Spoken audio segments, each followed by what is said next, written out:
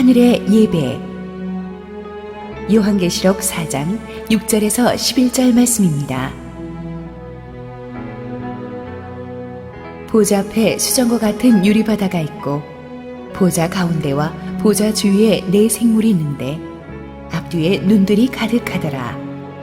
그 첫째 생물은 사자 같고 그 둘째 생물은 송아지 같고 그 셋째 생물은 얼굴이 사람 같고 그 넷째 생물은 날아가는 독수리 같은데 네 생물은 각각 6날개를 가졌고 그 안과 주위에는 눈들이 가득하더라. 그들이 밤낮 쉬지 않고 이르기를 거룩하다 거룩하다 거룩하다 주 하나님 곧 전능하신 이여 전에도 계셨고 이제도 계시고 장차 오실이시라 하고 그 생물들이 보좌에 앉으사 세세토록 살아계시는 이에게 영광과 존귀와 감사를 돌릴 때에 24장로들이 보좌에 앉으신 이 앞에 엎드려 세세토록 살아계시는 이에게 경배하고 자기의 관을 보좌 앞에 드리며 이르되 우리 주 하나님이여 영광과 존귀와 권능을 받으시는 것이 합당하오니 주께서 만물을 지으신지라 만물이 주의 뜻대로 있었고 또 지으심을 받았나이다 하더라. 할렐루야. 우리 하나님께 감사와 영광의 박수를 드리겠습니다. 우리 함께 기도하시고 하나님의 말씀 보겠습니다. 주님 은혜 감사합니다. 주께서 우리에게 주신 은혜가 참 큽니다. 오늘도 차가운 겨울 날씨를 뚫고 이 공간에 나온 한 분 한 분을 축복합니다. 주여 하늘 문을 여시고 우리에게 음성을 들려 주옵소서. 예수님의 이름으로 기도했습니다. 아멘. 오늘날 우리 크리스천들은 참 많은 예배를 드리고 있습니다. 특별히 우리 한국 교회는 세계적으로 아마 평균적으로 가장 많은 예배를 드리고 있을 거예요. 주일 예배, 주일 저녁 예배, 새벽 예배, 수요 낮 예배, 수요 저녁 예배, 금요 철야 예배, 열린 예배. 한국을 방문하는 외국교회 지도자들은요 하나같이 한국교회 무슨 예배가 이렇게 많으냐고 깜짝들 놀랍니다. 사실 교역자가 아니라도 한국교회 어지간히 성실한 성도는요 주일 예배 이외에도 일주일에 한 2-3개 정도 예배는 평균적으로 드리고 있는 것 같습니다. 그렇지만 이 많은 예배들이 과연 하나님 앞에 어떤 예배일까요? 어찌 보면 우리는 예배의 홍수 속에서 진짜 성령의 감동이 있는 하늘의 예배를 많이 놓치고 있는 것은 아닐까요? A.W. 토저는 예배란 현대 복음주의의 잃어버린 보석이라고 했습니다. 예배를 드리긴 드리는데 진짜 예배를 찾아보기가 어렵다는 겁니다. 어렸을 때 아이들과 교회 놀이를 한 기억이 납니다. 한 아이는 목사님 역할을 하며 종을 땡 칩니다. 제가 주로 그 역할을 했습니다. 어떤 아이는 또 근엄한 목소리로 장로님 기도를 흉내냅니다. 거룩하시고 막 이러면서 장로님 기도를 흉내내고 또 어떤 아이들은 서서 막 빠뚜와리와리 그러면서 막 성가대도 막 해보고 예배 놀이를 했어요. 그런데 오늘날 어찌 보면 이 예배 놀이같이 예배하는 크리스천들이 의외로 많은 것 같습니다. 우리는 몇 년만 교회를 다니면 이제 교회 문화에 익숙해집니다. 종교 의식에 익숙해집니다. 주일날 교회에 와서 예배 때 언제 일어나고 언제 앉아야 되는지, 언제 눈 감고 언제 이렇게 일어서서 손을 들어야 되는지 다 익숙해집니다. 다른 사람 눈에 보기에 아주 신실한 크리스천으로 보일 정도로 찬송도 잘 따라 하시고 설교 때 적당한 타이밍에 고개도 끄덕거려 주시고, 그런데 예배 놀이인 거예요. 예배를 볼 때, 드릴 때 우리의 마음이 딴 데가 있는 경우가 많거든요. 이 땅엔 오직 주밖에 없네라고 찬양은 하고 있으면서 속으로는 다음 주에 내가 혼내줘야 될 사람들 생각이 쫙 납니다. 나 무엇과도 주님을 바꾸지 않겠다고 막 찬양하면서 밖에 대놓은 내 새로 산 차를 누가 긁지 않나 그 생각을 막 하고 있습니다. 설교를 들으면서 내일 직장에서 상대해야 될 이 까다로운 바이어의 생각을 계속하는 거예요. 그렇지만 우리가 겉에 보이는 표정은 대단히 경건합니다. 이거는 예배 놀이를 하고 있는 것입니다. 예배란 하나님께 몰입하는 겁니다. 집중하는 것입니다. 나의 모든 생각과 마음과 정성을 그분께 온전히 다 쏟아드리는 것입니다. 그것은 예배를 받으시는 주님이 그만큼 귀한 분이라는 것을 인정하기 때문이죠. 지난주에 우리가 그 얘기했죠. worship이라는 영어 단어, 예배라는 영어 단어가 이 worth, 가치라는 영어 단어 어근에서 왔다는 것을. 진짜 예배는 예배드리는 대상의 가치를 우리가 제대로 알고 인정할 때 살아나는 거예요. 가치를 알면 몰입합니다. 졸지 않습니다. 옛날에 그 뜨리 테너 도밍고 파바라티 카레아스 이 세 사람 뜨리 테너가 로마 콜로세움에서 그 콘서트 한 적이 있는데 갔다 온 분 얘기를 들으니까 티켓이 얼마입니까? 그랬더니 1,500유로예요.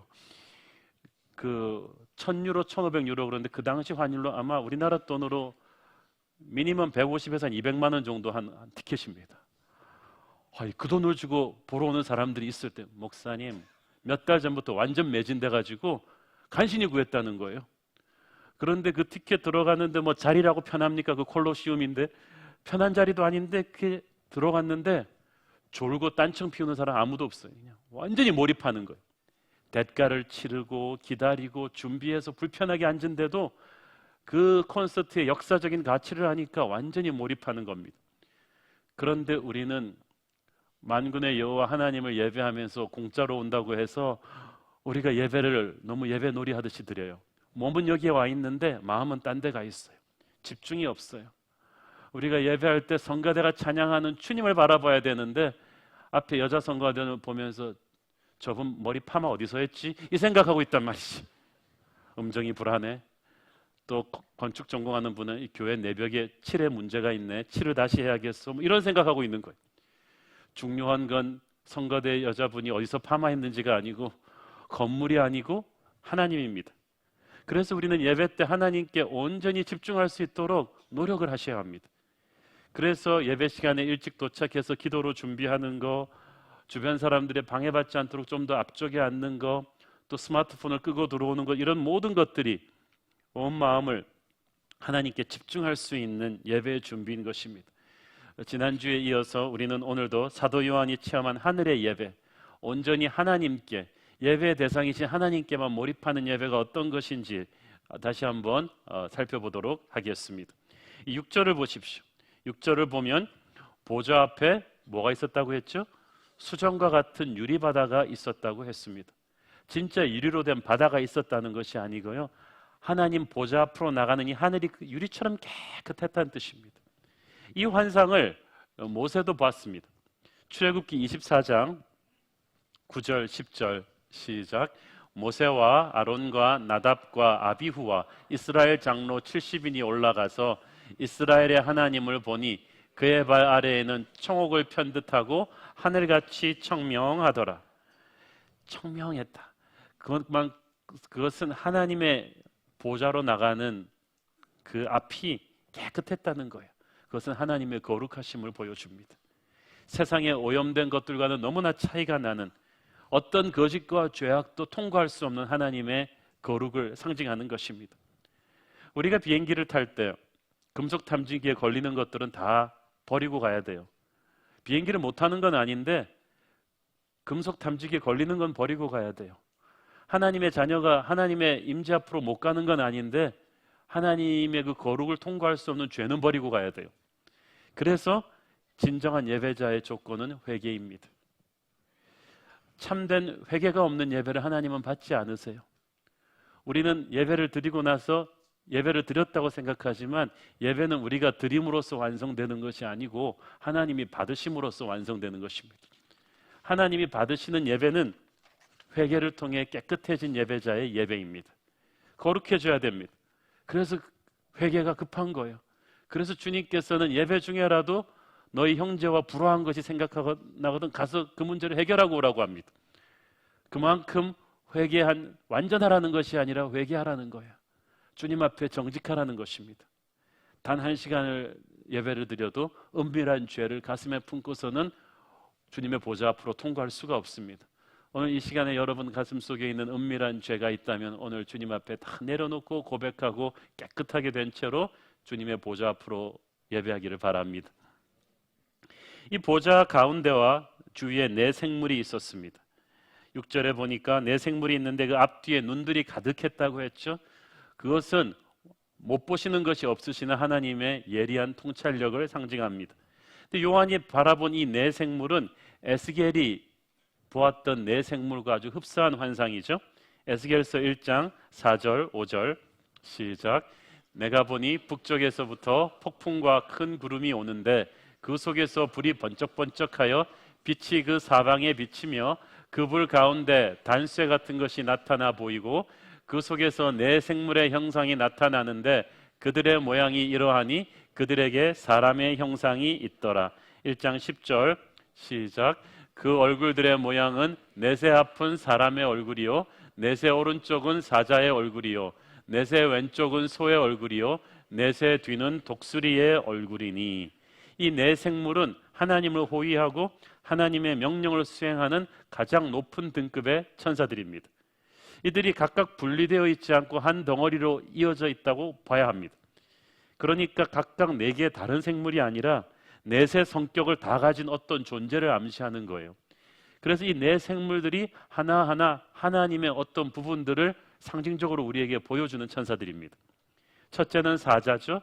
사자는 동물의 왕, 하나님의 전능하신 힘을 나타냅니다. 하나님은 로마 황제도 감당할 수 있는 엄청난 힘을 가지신 분이십니다. 둘째는 소입니다. 이 소의 형상은 인간을 섬겨주고 인간을 위해서 희생하는 하나님의 모습을 보여줍니다. 하나님은 정말 우리를 위해서 섬겨주셨고 우리를 위해서 희생제물이 되어서 십자가에 돌아가셨죠. 셋째는 사람입니다. 만물의 영장인 사람에게 하나님은 천하를 다스리는 권세를 주셨습니다. 하나님은 온 우주를 다스리는 분이십니다. 넷째는 독수리입니다. 독수리는 땅을 박차고 하늘로 비상하는 존재죠. 하나님은 이 땅의 수준을 초월하는 분이십니다. 하늘의 비전과 그 비전을 향해 올라갈 수 있는 능력을 가리키는 것입니다. 이 네 생물의 환상이 에스겔에게 보여지면서 또 요한에게 보여준 것은 에스겔의 시대와 요한계시록의 시대가 비슷하기 때문입니다. 절망적으로 어려웠던 시대입니다. 하나님의 백성들의 눈에 보이는 나라가 망하고 포로 생활 중이었습니다. 사도 요한도 초대교회가 로마의 노예가 되어서 핍박받던 때에 이 계시를 받았습니다. 성도들은 극한 고통 속에 있었습니다. 가난했습니다. 세상은 모순과 억울함과 불공평함과 절망으로 가득했습니다. 크리스천으로서 하루하루 살아가는 것이 힘들던 때입니다. 이럴 때 하나님은 성도들에게 현실의 문제에 대한 해결책을 주신 것이 아니라 하나님이 누구신지를 알게 하십니다. 하나님은 사자처럼 전능하신 분이다. 하나님은 소처럼 우리를 위해서 희생하고 섬기시는 분이다. 하나님은 만물의 영장인 사람처럼 우리를 다스리는 분이시다. 로마 황제가 다스리는 것이 아니라 하나님이 다스리신다. 하나님은 독수리처럼 현실을 초월하는 능력을 가지신 분이다. 우리는 하나님이 우리 상황을 제대로 아시는가에 대해서 관심이 많은데요. 그거는 걱정하지 마세요. 중요한 거는 우리가 하나님이 어떤 분이신가를 제대로 아는 것이 중요합니다. 추상적으로 알지 말고 구체적으로 아셔야 되고요. 깊이 아셔야 됩니다. 우리가 예배의 대상이신 하나님을 제대로 아는 것이 얼마나 중요합니까? 땅의 문제에 대한 해결책으로 자꾸 하나님을 바라보면요. 문제를 90% 바라보고 하나님을 10% 보게 됩니다. 그러면 떨려요. 그 63빌딩 그 고층 스카이 유리창 닦는 분 이야기 제가 해드렸죠. 그 높은 데서 무섭지도 않은지 어떻게 닦으시냐 그랬더니 땅을 내려다보면 떨리는데 하늘을 보고 닦으면 괜찮대요. 왜냐하면 하늘은 거리 감각이 없대요. 그냥 하늘은 하늘이에요. 가까이 있는 하늘이든 먼 하늘이든. 이 하늘을 보고 닦으면 두렵지 않다는 거예요. 우리가 이 땅의 문제를 계속 내려다보고 살면요. 두렵습니다. 추락하는 게 두렵습니다. 그러나 하늘을 보고 살면 두렵지 않습니다. 요한계시록은 이 절망 같은 현실에서 이 사람들의 눈을 자꾸 떼서 하늘을 바라보게 합니다. 하늘문을 열어주십니다. 우리의 예배의 대상이신 하나님을 제대로 알라고 합니다. 하나님은 어떤 분이십니까? 첫째, 그분은 거룩하신 분이십니다.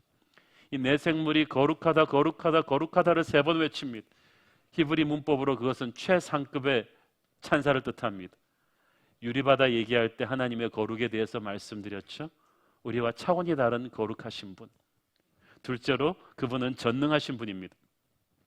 전능하다라는 말이 성경에 자주 나오는 것 같지만 신약 성경 전체에서 딱 10번 나오는데 요한계시록에만 9번 나옵니다.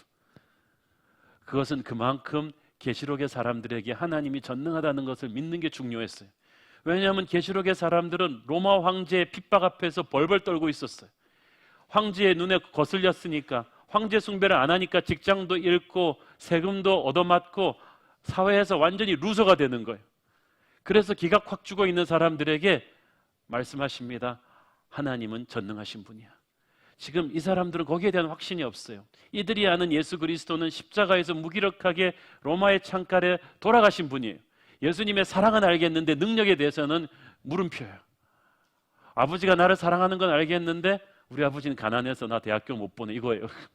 하나님이 사랑하는 건 알겠는데 힘은 로마 황제보다 약한가 봐. 그러나 그게 아니다. 하나님은 전능하신 분이다. 능력의 하나님을 믿어라. 아빠를 믿으라는 것입니다. 그분이 살아계시고 그분이 전능하신데도 이 백성이 이 고난을 당하고 있다면 이유가 있을 것이다. 그 신비를 요한은 계시록에서 보여주고 있는 것입니다. 셋째로 그분은 영원하신 분입니다. 8절에 보니까 그는 전에도 계셨고 이제도 계시고 장차 오실 이이시다. 과거와 현재와 미래를 뚫고 계신 분이다. 우리는요, 모든 세대는 자기 세대가 제일 힘들다고 합니다.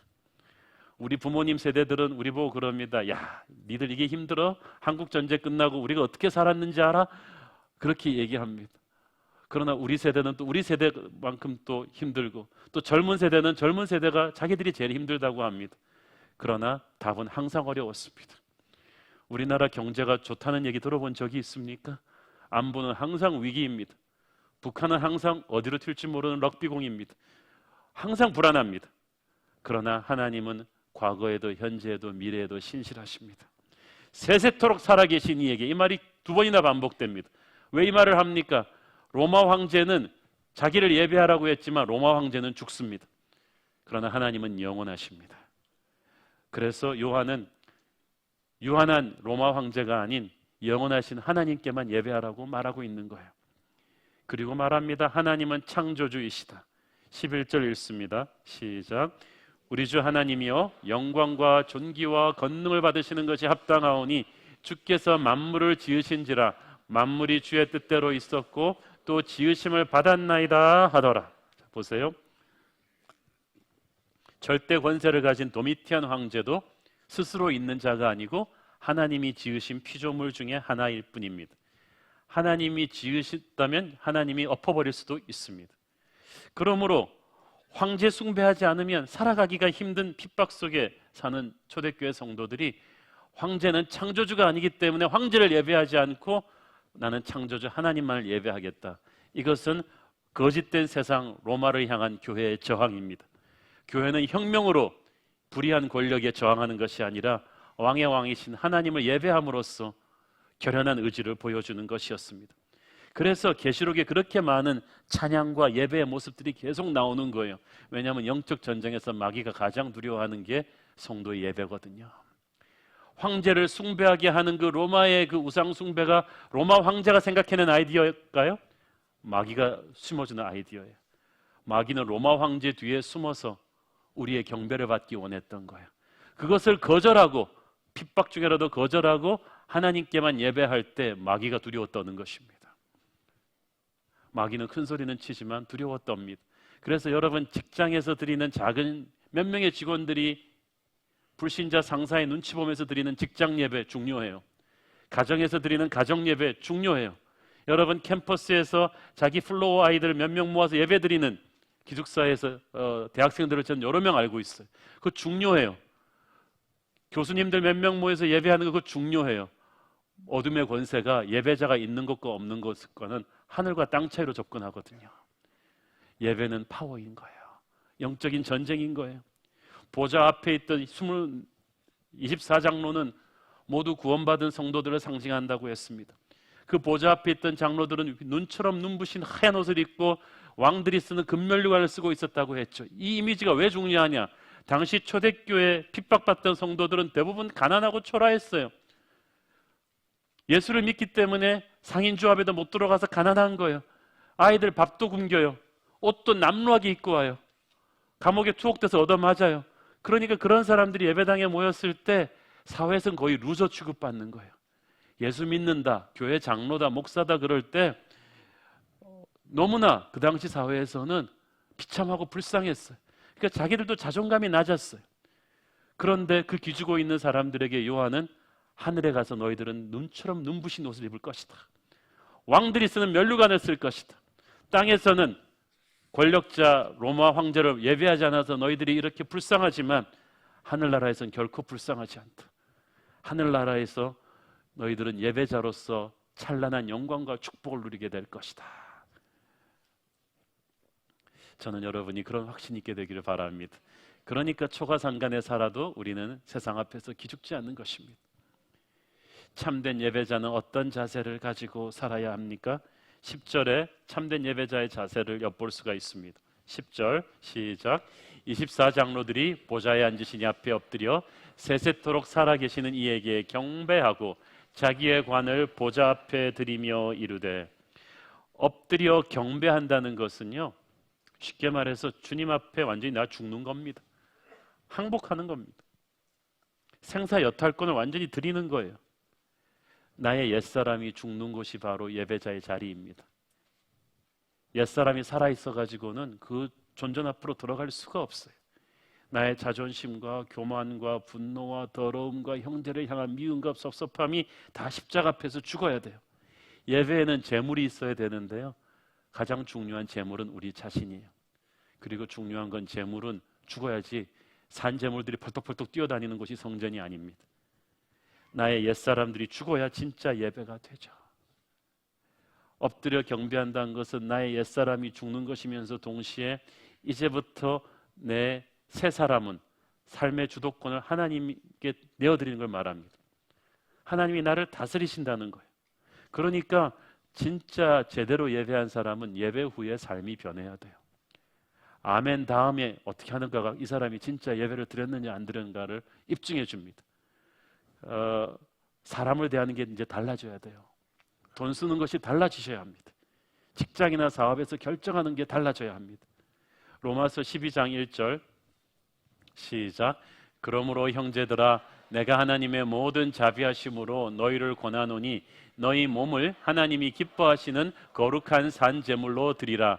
이는 너희가 드릴 영적 예배니라. 너희가 드릴 영적인 예배니라. 몸을 산 제물로 드리는 게 무슨 말일까요? 그럼 죽여요 진짜? 근데 산 제물이라 그랬잖아요. 죽은 것처럼 산다.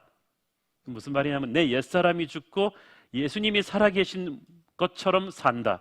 너희 몸을 움직여서 하는 삶의 모든 부분들이 다 예배가 된다는 거예요. 여러분 모르셨죠? 주일날 여러분 1시간 예배하고 가서 끝나는 게 아니라 이제부터 여러분이 운전하는 스타일이 강남 스타일이 아니고 예수님 스타일이라 해야 된다는 거예요. 여러분이 나가면서 우리 주차위원들을 어떻게 대하는가, 차를 타고 가면서 끼어들게 하는 사람한테 어떻게 대하는가가 이제부터 예배가 된다는 거예요. 집에 가서 직장 출근해서 여러분이 부하 직원을 어떻게 대하는가, 선생님들이 학생들을 어떻게 대하는가에 따라서 그것이 하나님이 받으시는 예배라는 거예요. 청교도 목수들은 그런 정신을 가지고 가구를 만들었기 때문에 그들이 만든 가구는 보통 200년, 300년을 씁니다. 튼튼하게 만들었어요. 그들은 그냥 돈 벌려고 만들지 않았던 거예요. 상사들 눈속임하면서 만들지 않은 거예요. 여러분 직장 생활을 예배하듯이 하기를 바랍니다. 하늘의 예배를 체험한 사람은 반드시 땅의 삶이 달라지게 되어 있습니다. 그것이 바로 하나님이 기뻐하시는 예배입니다. 예배는 드림입니다. 드리는 것입니다. 제 친구 목사 교회 이름이 드림의 교회예요. 24장로들이 자기의 면류관을 보좌 앞에 드렸다고 했죠. 이 면류관은 그들이 선한 싸움 다 싸우고 주님께 받은 천국 최고의 상급입니다. 이 귀한 것을 하나님께 드린다는 것은 예배 때는 나의 가장 귀한 것을 하나님께 드린다는 거예요. 그것이 예배입니다. 많은 사람들이 난 예배 은혜 받으러 간다고 하는데요, 그 한국말이 참 묘해요. 은혜 받으러 간다. 자꾸 뭘 또 받겠대. 주님은 주시고 또 주셨는데 이제 또 은혜 또 받으러 간다. 뭐 채권자 채무자 관계도 아니고 말이죠. 물론 예배에서 은혜도 받지만요, 예배는 기본적으로 드리는 것입니다. 동방 박사는 황금 유황 모략을 가지고 왔어요. 왜냐하면 그 아기 예수를 통해서 온 축복의 은혜를 너무나 알기 때문에 가장 귀한 이 예물도 아무것도 아닌 걸 아는 거예요. 여러분은 오늘 뭐 가지고 오셨나요? 우리가 11조 드리죠. 그거 드리면서도 아까워하시죠? 근데 11조는 상징일 뿐이에요. 내가 가진 재물의 모든 것이 하나님께로 왔고 언제든지 다 드릴 수 있다는 걸 연습해 보는 거예요. 여러분의 귀한 시간, 하나님께 전부 다 드리는 걸 연습해 보는 거예요. 이 땅에서 이 땅의 것을 주님께 드려 버릇하지 않은 사람이 하늘나라 가서 그 귀한 면류가 주님께 드릴 수 있겠습니까? 여러분은 은혜를 못 받아서 주님께 안 드린다고 하지만 어떻게 보면 여러분이 안 드리니까 은혜가 충분히 체험하지 못하는지도 모르겠어요. 예배란요, 대가를 치르는 겁니다. 제가 이제 교회사를 전공했는데 이 초대교회 성도들이 로마군에게 체포될 때 90%가 예배처에서 체포됩니다. 왜냐하면 교회가 점조적이기 때문에요. 예배로 모이지만 않으면 잡힐 이유가 없어요. 거의 찾아낼 수가 없는데 카타콤에 예배하러 모였기 때문에 비밀 경찰한테 걸리는 거예요. 북한, 중국의 지하교인들도 체포될 때 90% 다 예배처에서 체포됩니다. 예배 드리지만 않으면 잡을 수가 없는데 모든 증거와 모이는 흔적들이 다 예배를 드렸기 때문에 나오는 거예요. 바꿔 말하자면 그들은 예배만 안 드리면 살 수도 있었다는 얘기예요. 그 위험 부담을 안고 매주 목숨을 거는 모험으로 예배를 드렸다는 것입니다. 그래도 아무도 야, 우리 요새는 비밀 경찰에 눈길이 매서우니까 한 몇 달만 예배 쉬자. 마음으로 예배 드리면 되지 않냐. 그런 사람이 한 명도 없었어요. 비겁한 사람이 없었다는 거예요. 그 위험 부담을 안고 예배를 드렸고 그들은 목숨을 잃었습니다. 목숨을 걸고 예배 드리는 거죠. 대가를 치르는 거예요. 그 예배가 감동이 있어요. 오늘날 우리는 너무나 쉬운 핑계로 예배를 안 하지 않습니까? 오늘 감기 몸살이야. 집에서 드릴래? 인터넷으로 나중에 들으면 되지 뭐. 애가 고3인데 대학교 가서도 예배 드릴 수 있는데 굳이 고3을 불러서 수양회를 가? 그냥 우리가 얼마나 쉽게 감기만 들어도 예배를 쉽게 쉽게 넘깁니까? 예배는 그런데요, 대가를 치르며 준비하는 것입니다. 제가 그때 월남전 때 포로수 용수에서 예배드린 미군들 말씀드렸죠. 일주일에 한 번 예배를 드리기 위해서 그들은 그 힘든 포로수 용소 생활에서 엄청난 대가를 치러야만 했습니다. 성경책이 딱 한 권 월맹군 장교가 가지고 있는데 포로 대표가 일주일에 1시간씩 들어가서 베낄 수 있어요. 막 베껴서 나오면 그거를 베낀 종이를 포로들끼리 나눠서 빨리 외워야 돼요. 하루 안에 또 갖다 줘야 되니까. 그러면 돌아가면서 너는 요한복음 1장 1절부터 5절까지, 너는 6절부터 10절까지 외우고 절대 잊어버리면 안 돼. 왜냐하면 그럼 주일 예배에 차질이 생겨요. 주일 예배 때 와서 자기가 외운 분량은 토시 하나도 안 틀리고 다 외워야 말씀이 되는 거예요. 또 성만찬을 위해서 안 그래도 그냥 안 죽을 만큼 배급되는 그 멀건 수프를 10의 1조씩 떼서 모으고 그 말라 비틀어진 빵 조각을 또 10분의 1씩 세이브하고 전 포로들이 그렇게 해가지고 주일날 성만찬 준비를 하는 거예요. 모여서 찬양 드릴 때 큰 소리로 찬양을 못 드리니까 나 같은 죄인 살리신을 하나 둘 셋 하고 시작하면 전부 다 묵음으로 입술로 찬양을 합니다. 입술로 찬양하는 성가대가 2절에 들어가면 다 운다는 거예요. 그들은 풀려나온 미군 장교가 나중에 고백하기를 미국에서 편하게 예배 드릴 때는 예배 시간 직전에 덜렁덜렁 준비 없이 가고 졸고 그랬는데 포로 수용소에서 예배는요 1시간 예배를 위해서 일주일 내내 준비하는 거예요. 먹을 음식을 아껴서 성만찬 준비를 하고 소리 내지도 못하는 성가대가 연습을 하고 그러면서도 감동이 있었대요. 대가를 치르니까 그런 거예요. 여러분은 예배를 위해서 어떤 대가를 치르십니까? 우리 교회에서 수많은 부서의 성도들이 예배를 위해 헌신하시고 준비하십니다. 특별히 이 추위에 밖에서 아침부터 오후까지 주차 봉사하시는 우리 주차팀들에게 저는 엎드려 감사를 표하고 싶습니다. 여러분 주차팀들한테 함부로 대하지 마세요. 이분들 돈 받고 하는 거 아니에요. 새벽부터 계속해서 저 추위에 서 있는데 지난 성탄 예배 때는 워낙 입추의 여지가 없이 들어차가지고 우리 성도님들이 벽 쪽으로도 많이 서 계셨어요. 그런데 그 벽에 서 계시던 분들이 저한테 얘기해 줬어요. 우리 주차팀을 위해서 그래도 자리를 세이브해 놨거든요. 근데 주차팀이 들어와 딱 보시고 벽에 서 계신 성도님들을 보더니 그 성도님들을 자기들 자리에 앉히고 주차팀들은 땅바닥에 주저앉으시더라는 거야. 그걸 보면서 그분이 너무 충격을 받은 거야. 저 추위에서 계속 주차 봉사하는 팀들을 위해서 교회가 자리를 해놨는데 이분들은 그것마저도 서 있는 성도들을 앉히고 땅바닥에 주저앉는. 저는 우리 교회 목사보다 훌륭한 성도들이 있구나. 그렇게 예배를 준비하는 성도들이 구석구석에 있기 때문에 예배가 은혜로운 것입니다. 새로운 교회 예배는 주차장에서부터 시작됩니다. 주일학교도 마찬가지죠. 예배는 대가를 치르며 준비되는 것입니다. 그런 의미에서 저는 예배를 준비하고 인도하는 사람들의 막중한 책임을 다시 한번 느끼게 됩니다.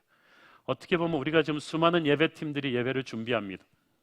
밖에서도 준비하지만은 이 성만찬 세팅하는 팀이 있고요, 찬양 준비하고 밴드하고 이렇게 안내하는 팀들이 있는데, 어떻게 보면 예배를 준비하는 예배팀이 자기가 제대로 예배를 치르기가 쉽지가 않습니다. 왜냐하면 이 순서를 진행해야 되거든요. 큐시트대로 제대로 가고 있는지, 음정과 박자를 제대로 지키고 있는지, 그리고 사람들이 오늘의 예배 음악 선정을 어떻게 생각할 것인지 생각하기에 바빠갖고 정작 예배의 대상이신 하나님에게 몰입할 시간이 없어요. 예배에서 설교하는 목사인 저도 그렇습니다. 그래서 예배를 짭으로 진행하는 사람들이 예배 매너리즘에 빠지지 않게 조심해야 됩니다. 예배를 해치워버리는 것을 조심해야 됩니다. 예배를 해치워버리는 예배 전문가들이 성경에서 아주 하나님한테 크게 벌받은 경우가 있었죠. 민수기 3장 4절 보세요. 시작. 나답과 아비후는 시내 광야에서 여호와 앞에 다른 불을 들이다가 여호와 앞에서 죽어 자식이 없었으며 엘르아살과 이다말이 그의 아버지 아론 앞에서 제사장의 직분을 행하였더라. 아론 가문은 예배를 인도하는 목회자, 영적 지도자 가문인데 아들 넷 중에 둘이 죽어버렸어요. 여호와 앞에서 다른 불을 들이다가. 그게 뭐냐면은 예배 의식을 잘못한 거예요. 순서를 잘못한 게 아니라 그들의 마음이 거짓된 예배를 드린 거예요. 어떤 학자들은 그들이 술 취한 채로 성막에 들어갔다가 이런 말도 있었어요. 그들이 술에 취했든지 음란했든지 예배를 의식적으로 짭으로 드렸지만은 그 마음은 콩밭에 가 있었든지 그러면서도 예배를 다룬 거예요. 그들은 목사였는지 모르겠어요. 성가대였는지 모르겠어요.